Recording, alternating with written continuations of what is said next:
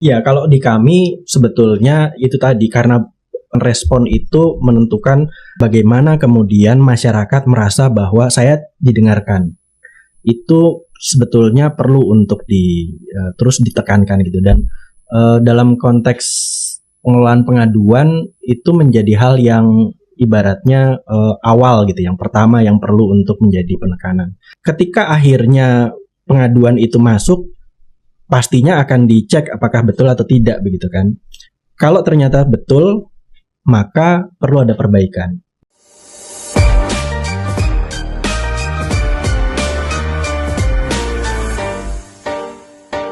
Gitu. Dan ketika itu berhasil, dia bisa sampaikan kepada yang lain gitu. Saya kemarin mengeluh tentang ini loh ke instansi ini dan ditindaklanjuti loh gitu.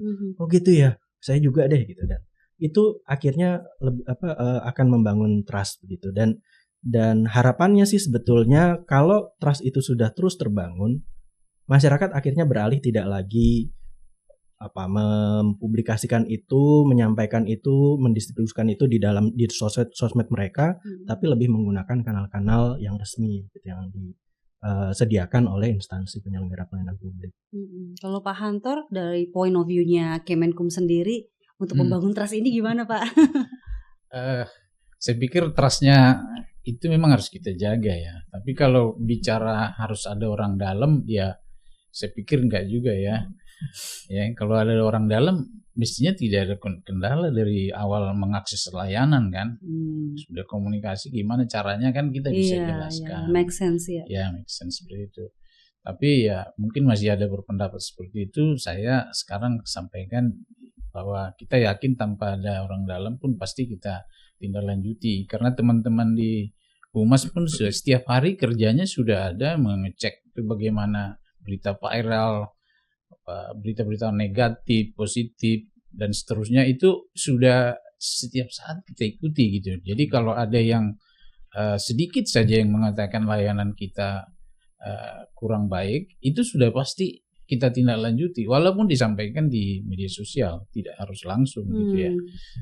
Kita sudah peka terhadap membangun trust tadi itu. Bahkan para pimpinan kita di kementerian ini saya lihat memantau layanan itu justru lewat media sosial ini yang lebih banyak gitu ya, karena di situ memang akan beragam keluhan dan segala macam, dan keluhan di tempat lain juga yang akan berimbas ke kita sudah bisa deteksi gitu ya, karena kan layanan pemerintahan ini kan tidak hanya di satu tempat, ada di kita, ada di lintas kementerian seperti itu juga sudah menjadi hal yang membuat warning buat kita apa yang harus kita perbaiki di kementerian kita, sudah sampai seperti itu menurut saya. Jadi kalau yang harus lengkap, iya memang kalau buat pengaduan ya lengkap lah ya, supaya kita bisa tindak lanjuti. Coba kalau anonim nggak ada pengadunya siapa, nggak tahu kita mau selesainya nanti di mana itu kan gitu. Yang bisa kita selesaikan pengaduannya harus tetap jelas dong. Nah, tapi kalau dia sendiri tahu selesai apa enggak kan nggak bisa, kemana kita sampaikan. Kira-kira seperti itu. Baik, Mas Aji sama Pak Hantor nih singkat aja, yang mesti didahuluin itu respon cepatnya ke masyarakat atau meningkatkan kualitas layanannya dulu nih? Ya, kalau di kami sebetulnya itu tadi karena kecepatan respon itu menentukan bagaimana kemudian masyarakat merasa bahwa saya didengarkan. Itu sebetulnya perlu untuk terus ditekankan gitu, dan dalam konteks pengelolaan pengaduan itu menjadi hal yang ibaratnya awal gitu, yang pertama yang perlu untuk menjadi penekanan. Nah, ketika akhirnya pengaduan itu masuk, pastinya akan dicek apakah betul atau tidak begitu kan. Kalau ternyata betul, maka perlu ada perbaikan. Maka perbaikan terkait dengan kualitas pelayanan publiknya itulah yang bisa dilakukan. Jadi direspon dulu aja ya. Direspon dulu, datanya masuk, benar atau enggak, perbaikan. Baik, Pak Hantor. Iya. Sama.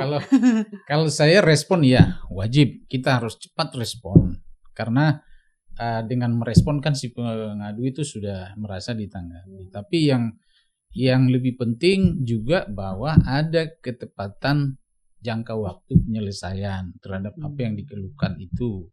Jadi kalau itu bisa dipenuhi, masyarakat trust-nya ada gitu ya. Bukan hanya didengarkan ini keluhan saya, tapi saya sudah dapat kepastian nih kapan urusan saya ini selesai kan gitu. Nah, terus ke edukasi, saya pikir memang kita harus tetap mengedukasi masyarakat untuk memperoleh layanan kita itu dengan mudah. Itu harus aktif ya, harus aktif karena saya tahu kan layanan itu selalu ada perubahan kebijakan lah, perubahan bermacam-macam lah di situ, ada perubahan tarif lah kan gitu ya. Itu harus diedukasi terus kepada masyarakat. Terima kasih. Baik, ini kita ada Q&A ya. Kita lihat sama-sama di sini.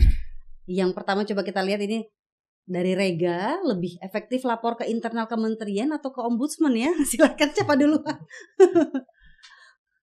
Saya duluan ya. Boleh. Lebih efektif laporkan ke kementerian. Gitu ya? Alasannya karena, Pak? Alasannya karena Anda kendalanya ada di kementerian ini. Jadi instansinya dulu ya? Iya, ke kita dulu gitu ya. Jadi kalau sudah dilaporkan ke kita misalnya tadi yang disampaikan lambat ini segala macam, ya silakan ke ombudsman. Karena ombudsman ini juga bagian yang diberi kewenangan untuk menindaklanjuti seluruh pengaduan. Dan kami selalu juga kalau ada masalah di pengaduan yang berlarut-larut itu bisa dipanggil ombudsman. Minta penjelasan, klarifikasi, dan memang kita juga yang akan menyelesaikan. Seperti itu. Makasih. Silakan Mas Haji. Iya, memang sesuai dengan ketentuannya begitu ya. Kalau di Undang-Undang Ombudsman maupun juga Undang-Undang Pelayanan Publik, itu masyarakat didorong untuk lebih dulu mengadu kepada instansi penyelenggaranya, bukan langsung ke ombudsman begitu ya. Ombudsman ini lembaga pengawas pelayanan publiknya. Oke, jelas ya Rega. Ayo kita ke polling lain, ke pertanyaan lain. Saya pernah lapor ombudsman, tapi nggak pernah tahu nih lanjutannya gimana. Sebenarnya bagaimana prosesnya? Ya. Balik lagi ke sistemnya. Ya, betul. Jadi memang begini, seperti yang tadi disampaikan oleh Pak Hantor juga, ombudsman nggak mungkin bisa menindaklanjuti laporan kalau dia anonim misalnya gitu ya. Kami perlu pelapor menyampaikan identitas yang jelas, juga kontak yang bisa dihubungi, entah itu lewat telepon, surat begitu ya, atau email misalnya. Nah, seringkali yang kami dapati adalah yang pertama itu berupa surat kaleng, artinya nggak ada identitasnya. Nah, maka sebenarnya keberhasilan atau efektivitas dari pengaduan itu bisa baik atau tidak, selesai atau tidak, itu bergantung kepada dua hal juga, pelapor dan terlapornya begitu. Jadi bukan hanya semata-mata di ombudsmannya begitu. Ketika pelapornya cukup kooperatif menyampaikan semua data-data yang diperlukan, maka kami bisa tindak lanjuti gitu. Dan terlapor ketika akhirnya memahami bahwa mereka punya kewajiban memberikan pelayanan publik yang baik kepada masyarakat dan perlu untuk menjawab setiap pengaduan yang masuk, menyelesaikannya, maka itu yang kemudian akhirnya menjadi satu faktor penting keberhasilan ombudsman di dalam menyelesaikan pengaduan. Kalau mau ngadu harus lengkap dulu ya, identitasnya siapa minimal. Satu lagi mungkin yang paling penting adalah ombudsman juga bisa merahasiakan identitas pelapor begitu ya. Artinya tidak kami buka kalau memang itu membahayakan keselamatan. Itu noted. sih. Very well noted Pak. Yeah. Kita ke selanjutnya ini, kalau laporan saya tidak ditindaklanjuti ini, apakah saya bisa tahu alasannya secara transparan? Bisa. Biasanya setelah verifikasi itu kami sampaikan kepada pleno pimpinan dan diputuskan oke, ini tidak bisa diterima ke tahap pemeriksaan begitu ya, maka ini nantinya akan disampaikan pemberitahuannya kepada pelapor. Demikian juga kalau di tahap pemeriksaan misalnya setelah dilakukan pemeriksaan, investigasi, entah itu juga atau mediasi dan selanjutnya, ketika ternyata tidak ditemukan ada maladministrasi, pasti juga kami akan sampaikan hasil pemeriksaan kami tidak ditemukan maladministrasi. Ini hal-hal yang perlu kami sampaikan. Nah, kalau di internal Kemenkum gimana Pak Hantor? Kalau misalnya nggak ada tindak lanjut, masyarakat bisa tahu nggak gitu kenapa tidak ditindaklanjuti aduannya? Yang jelas masyarakat akan mendapatkan finishnya apa gitu. Kan tadi saya disampaikan di awal, begitu masuk pengaduan itu kita proses ya, dari unit layanan pengaduan, kemudian di sana ada verifikasi dan sebagainya sama. Jadi ketika ditindaklanjuti itu dicek semuanya, ternyata itu nggak bisa diteruskan karena mungkin bukti tidak cukup dan bahkan hal-hal lain misalnya Ada yang poin-poinnya yang diajukan itu tidak ada, jangan-jangan memang tidak ada setelah diklarifikasi. Nah, itu kan pasti kita sampaikan juga bahwa ini tidak bisa ditindaklanjuti. Nah, kalau bisa ditindaklanjuti, hasilnya juga kita kirimkan, gitu. Kita sampaikan ke yang bersangkutan. Jadi finish juga lah, gitu. Fair enough ya. Baik, ini satu pertanyaan untuk Mas Aji dan juga Pak Hantor nih. Kalau nih apa yang bisa dilakukan agar masyarakat percaya kalau mengadu atau melapor itu bukan pekerjaan yang sia-sia? Silakan, siapa dulu? Ya, supaya masyarakat punya trust ya, segera direspon, diberikan jawaban. Itu saja saya pikir. Kan tujuannya dia mendapatkan jawaban.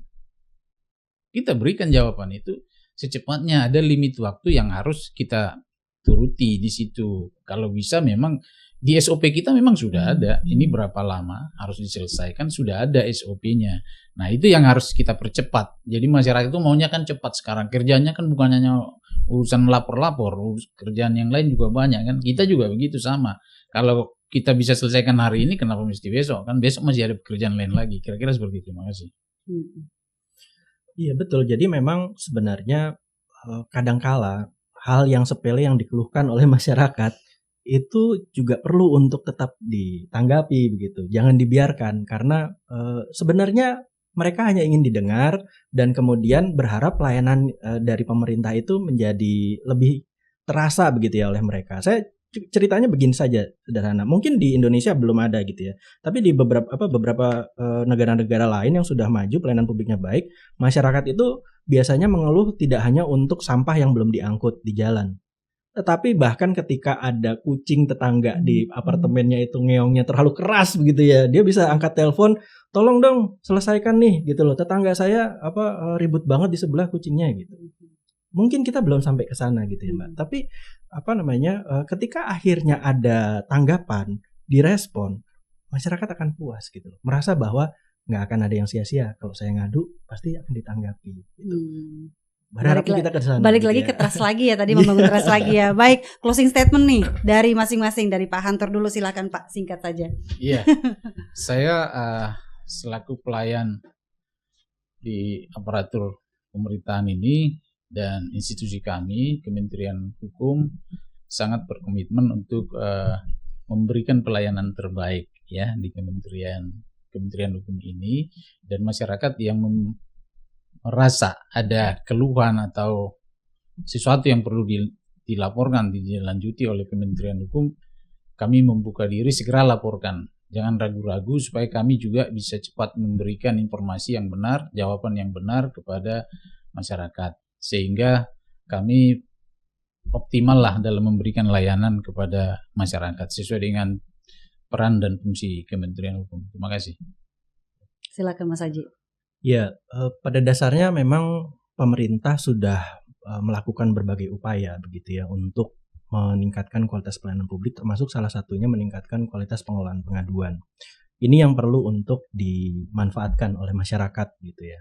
Dan harapannya sebenarnya masyarakat kemudian bisa memberikan feedback yang baik begitu, karena seringkali instansi walaupun sudah melakukan berbagai hal, standar sudah disusun, prosedur sudah diperbaiki begitu ya, barangkali memang masih ada celah yang belum bisa terlihat. Maka feedback dari masyarakat itulah kemudian yang sangat diharapkan untuk menjadi data begitu ya. Bagaimana kemudian instansi bisa melakukan perbaikan-perbaikan, langkah-langkah perbaikan yang selanjutnya. Tanpa ada pengaduan tidak akan ada data untuk kemudian bisa diperbaiki kualitas pengaduannya. Dan Ombudsman sendiri sebetulnya sebagai lembaga pengawas pelayanan publik punya kepentingan terhadap hal-hal tersebut. Jadi Ombudsman tidak hanya sebatas untuk menindaklanjuti setiap laporan masyarakat, tetapi Ombudsman punya kepentingan bagaimana kemudian masyarakat itu bisa didengar, ditanggapi, dan instansi kemudian bisa memberikan pelayanan yang meningkat kualitasnya dari waktu ke waktu kepada masyarakat. Baik, terima kasih Pak Hantor dan juga Mas Aji untuk insight yang dibagikan hari ini di WhatsApp ya. Dan tentunya tetap semangat dalam melakukan pelayanan publik ya begitu ya. Dan pemirsa, terima kasih atas perhatian Anda. Kita akan jumpa lagi di episode berikutnya yang tak kalah menarik. Saya Dian Mirza, terima kasih dan sampai jumpa.